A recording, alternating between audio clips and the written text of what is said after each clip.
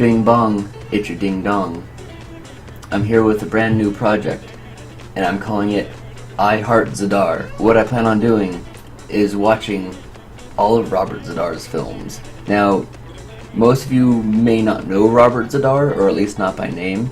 A lot of you might know him from, he played a role in the film Samurai Cop, in which I believe he has a beard.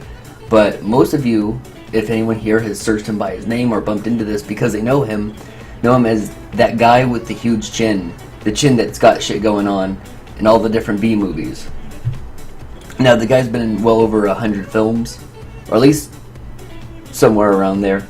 Maybe less, because he also has done television appearances. But I want to go through from bottom of the list to the top of the list. I'm going to watch all of his films. Even, I'm not going to try and take any time to see if he has any lines or how long. If he's a walk-on role, I'm going to watch that movie. I'm going to rate Zadar on how well he did in that film. Alright? Because we all love Zadar. He's a great guy. Everyone loves him. Now, while I do that, I'm also going to be keeping a tally of things that tend to happen. Now, this isn't a reflection of Robert Zadar himself, just a reflection of the movies he tends to be in.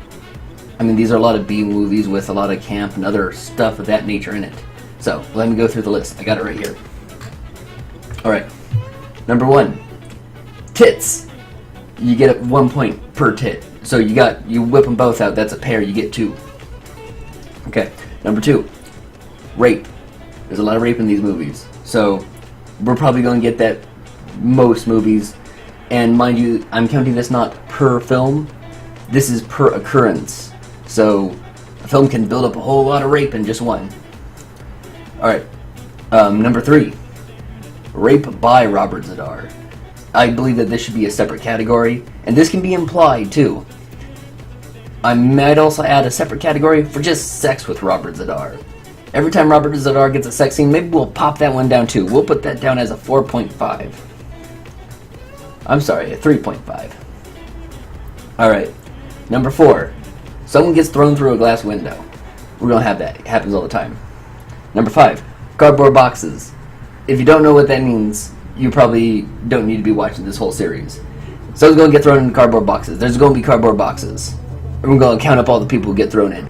Number 6. Drugs.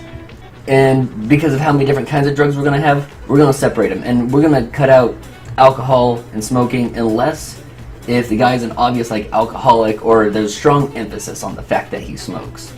But we're going to be counting up mostly cocaine, meth, stuff like that. We're going to give them all their own categories as subsets within number 6. Alright? Number 7. Bad dummy shots. So you can't get a stunt actor to do it? Throw a dummy off a ledge. We're going to record it. It's going to be great. Number 8. Anytime that Robert Zadar is not a ne'er-do-well. Alright? Now this could be just because he had a walk-on role and did nothing at all. But we're going to count that sucker. Robert Zadar tends to play bad guys in these films. So we're going to kind of find any time he doesn't. I wouldn't be surprised if we don't get any points in this. I don't know any films where he has to play a good guy. Or even just not a bad guy. Just a guy.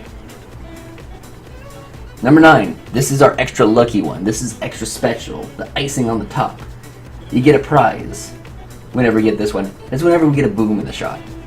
That's when you have a real quality director. Sometimes they just don't have the matting down and shit like that. Sometimes they just didn't pay attention, or the editor didn't care, or they didn't want to do a reshoot. Alright, number 10. A car blows up. We're going to have cars blowing up. It's going to happen not as often as you think. We're not going to go through every film and get a car blown up. But it's going to happen. Alright, finally, number 11. Alright? And that is eat meat for massive heat. Now this is one that's more for kung fu films, but you still get this. And that's whenever the bad guy, he's going to eat a steak dinner or something. Whenever you have the bad guy sitting down and having a meal of meat, it doesn't have to be even sitting down. The more tendency for say a kung fu film is you'll have the heel character, he's going to eat just like a whole chicken. That's how you know he's bad, because he eats meat. So whenever we have a bad guy eating meat, we're marking it down. Now, as we go through this project, or if I get bored of the project, whatever, but as we go through it, I might add to the list, I might take away from the list, probably won't take away. We'll just be surprised if something isn't coming up that I expect to come up more often, but we'll leave it there. But we might add stuff. There might even be stuff I add before I do the first film. There might be stuff I do when we get halfway through. These are not a science. I'll put an asterisk if someone gets really anal retentive about how many times we have Robert Z'Dar do cocaine. Alright?